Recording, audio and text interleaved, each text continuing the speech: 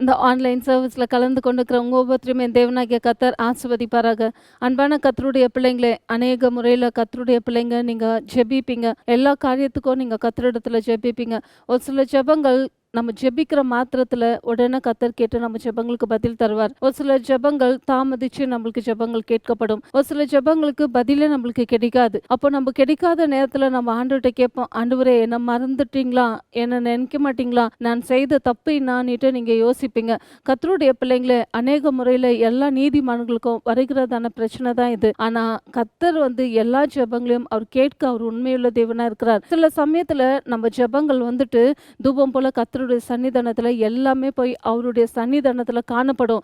அது எல்லாமே அவருடைய நேரத்தின்படி அவருடைய காலத்துல அது எல்லாவற்றையும் நேர்த்திய கிரமமா கர்த்தர் நமக்கு தருவார். ஆனா சில சமயத்துல நம்ம சோர்ந்து போய் நம்ம ஜெபத்தை நம்ம மறந்துட்டு நம்ம ஜெபிக்காம விட்டு விடுவோம். ஆனா கர்த்தருடைய பிள்ளைங்களா இருக்கிற நம்ம ஒரு காரியத்துக்காக நம்ம ஜெபிக்கிறோமா, அது கர்த்தருடைய சித்தத்தின்படி நம்ம ஜெபிக்கிறோமா, அப்ப ஆண்டவரே உம்முடைய சித்தத்தின்படி நான் ஜெபிக்கிறேன், இந்த காரியத்தை நீங்க எனக்கு வாய்க்க செய்யுங்கன்னுட்டு நம்ம தொடர்ச்சியா ஜெபிக்கிறோமா, இல்ல தொடர்ச்சியா ஜெபிக்காம நம்ம ஜெபத்தை நம்ம நிறுத்தி விடுறோமான்ட்டு நீங்க யோசிச்சு பார்க்க வேண்டும். அப்படி நீங்க தொடர்ச்சியா ஜெபிக்காத ஒரு கர்த்தருடைய பிள்ளைங்களா இருந்தா நீங்க ஜெபிக்க ஆரம்பிக்க வேண்டும். ஆனா நம்மளுக்கு நாட்கள் நெருங்க நெருங்க நெருங்க ஐயோ நேரங்கள் கடந்து போயிட்டே இருக்கு, கர்த்தர் என் ஜெபத்தை கேட்கலன்னு சொல்லிட்டு நம்ம என்ன பண்ணிடுறோம், நம்ம ஜெபத்தை ஸ்டாப் பண்ணிட்டு நம்ம வேற ஜெபத்துக்கு போய் விடுகிறோம். ஆனா கர்த்தர் மறக்கிறதுக்கு அவர் அநீதி உள்ள தேவனா?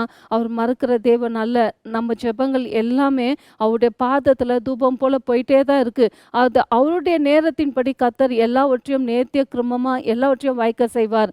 இங்க பாருங்க, லூக்கா 1ஆம் அதிகாரத்துல உங்களுக்காக நான் ஒரு சில சம்பவத்தை சொல்றேன்.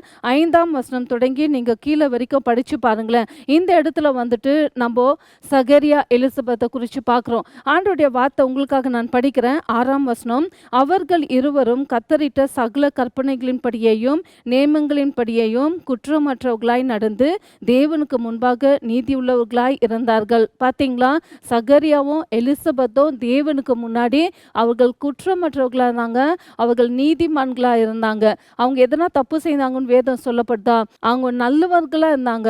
ஆனா அவங்களுக்கோ கீழே இருக்கிற வசனம் சொல்லுது, அவர்கள் மல்லடியா இருந்தாங்களாம். எலிசபெத்தை பார்க்கும்பொழுது அவங்க மல்லடியா இருந்தாங்களாம். அப்ப ஏன் அவங்க ஜெபத்தை கர்த்தர் கேட்கல?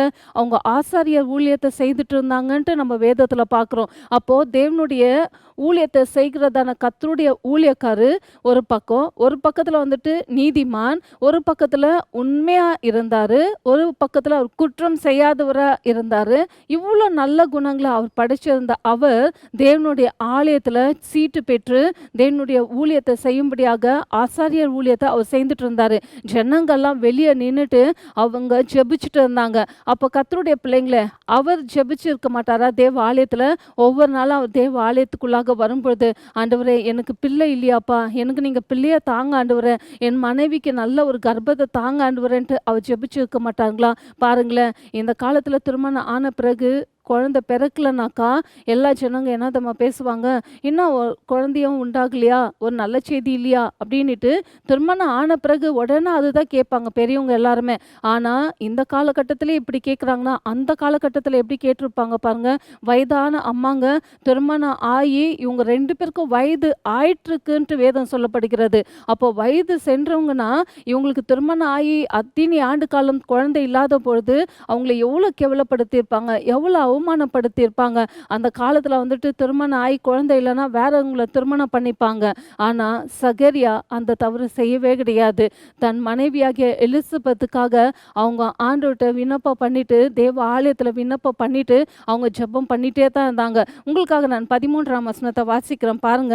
தூதன் அவனை நோக்கி, சகரியாவே பயப்படாதே, உன் வேண்டுதல் கேட்கப்பட்டது, உன் மனைவியாகிய எலிசபெத்து உனக்கு ஒரு குமாரனை பெறுவாள், அவனுக்கு யோவான் என்று பெயரிடுவாயாக. பார்த்தீங்களா, அப்போ தேவதூதர் அந்த இடத்துல பிரவேசித்துட்டு அவங்க சொல்ற வார்த்தை, உன் வேண்டுதல் கேட்கப்பட்டதுன்னுட்டு.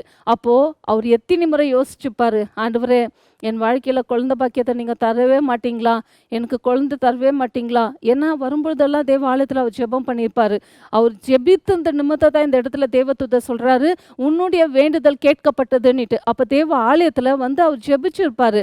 ஒவ்வொரு முறையும் அவர் யோசிச்சுப்பாரு, என் நாட்கள் கடந்து போக போக அவங்களுக்கும் வயது ஆக ஆக ஆக அவர் யோசிச்சுப்பாரு, இதுக்கு மேலே எனக்கு பிள்ளை பிறக்கிற வாய்ப்பே இல்லை, நான் அவ்வளோதான் வயசாயிட்டேனே, நான் கர்த்தரால மறக்கப்பட்டிருக்கிறேன்னா அப்படின்னு சொல்லிட்டு அவர் வாழ்க்கையில் எத்தனை முறை சோர்ந்து போயிருக்கலாம். ஆனால் இந்த இடத்துல தேவதூதர் சொல்றாரு, உன்னுடைய விண்ணப்பம் கேட்கப்பட்டதுன்ட்டு.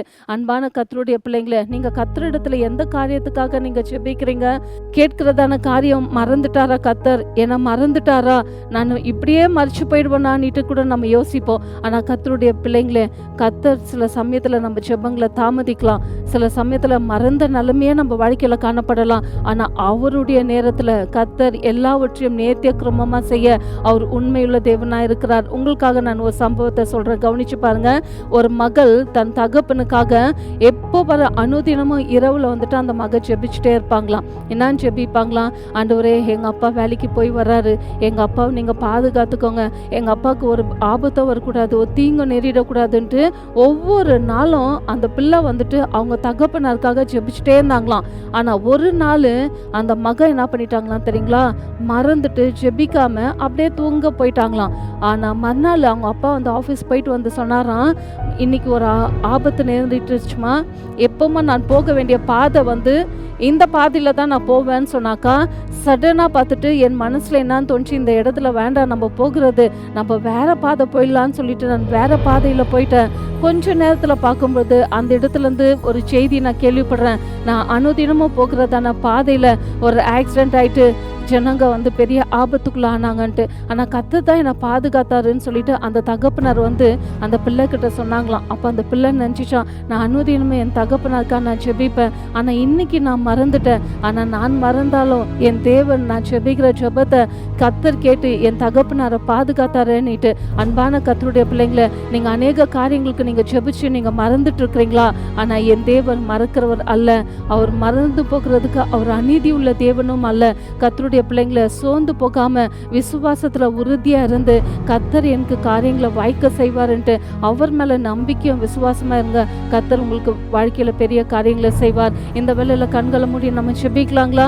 எங்களை அதிகமா நேசிக்கிற எங்கள் சிவனுள்ள தகப்பனை உமக்கு நாங்கள் நன்றி செலுத்திக்கிறோம். இந்த ஆன்லைன் சர்வீஸ்ல அப்பா எந்தெந்த பிள்ளைங்க தகப்பனை அப்பா கத்தாவை எந்தெந்த காரியங்களுக்காக ஜெபிக்கிறாங்கன்றத நீங்க அறிஞ்சிருக்கீங்க. ஒரு சில சமயத்துல அப்பா ஜெபங்கள் கேட்கப்பட்டது, ஒரு சில சமயத்துல ஜெபங்கள் கேட்கப்படாத போய் விடுகிற நேரத்துல பிள்ளைங்க சோர்ந்து போகிறத நீங்க அறிஞ்சிருக்கீங்க. கர்த்தர் என்ன மறந்தாரான்னு சொல்லி அப்பா அந்த நிலைமைக்கும் தள்ளப்பட்டிருப்பாங்க. அப்பா கத்தாவை அநேக காரியங்களுக்கு நான் ஜெபிச்சுட்டு இருந்தேனே அப்பா, என் ஜெபத்தை கர்த்தர் கேட்டாரான்னு சொல்லிட்டு அவங்க மறந்தாலும் என் தேவன் அப்பா நாங்க மறந்து போய் விடுகிற நேரத்துல கூட நீங்க அந்த ஜெபத்துக்கு பதில் அளிக்கும் பொழுது, ஐயோ ஒரு நாளில நான் ஜெபிச்சுட்டு இருந்தேனே, கர்த்தர் இந்த நாள்ல என் ஜெபத்துக்கு பதில் கொடுத்தாருன்ற நம்பிக்கை விசுவாசத்தை உங்க மேல அவங்களுக்கு தாங்க. சகரியா எலிசபெத் வயது ஆயிட்டாங்க ராஜா, அப்பா அதுக்கு வேண்டிய வாய்ப்பே கிடையாது. ஆனா என் தேவனாக்கிய கர்த்தர் நீங்க அப்பா பிள்ளைங்களை நினைவு கொண்டு நல்ல பிள்ளை பாக்கியத்தை தந்தது போல ரஞ்சா, யாரெல்லாம் கர்ப்பம் இல்லாமல் காணப்படுகிறார்களோ அப்பா மலட்டு தன்மையா இருக்கிற அவர்கள் வாழ்க்கையில இயேசுவின் நாமத்தினால நல்ல பிள்ளை பாக்கியத்தை கர்த்தர் நீங்க தாங்க. உங்களுடைய வார்த்தை சொல்லுகிறது, கர்ப்பத்தின் கனி கர்த்தரால் கிடைக்கிற பலன் என்று.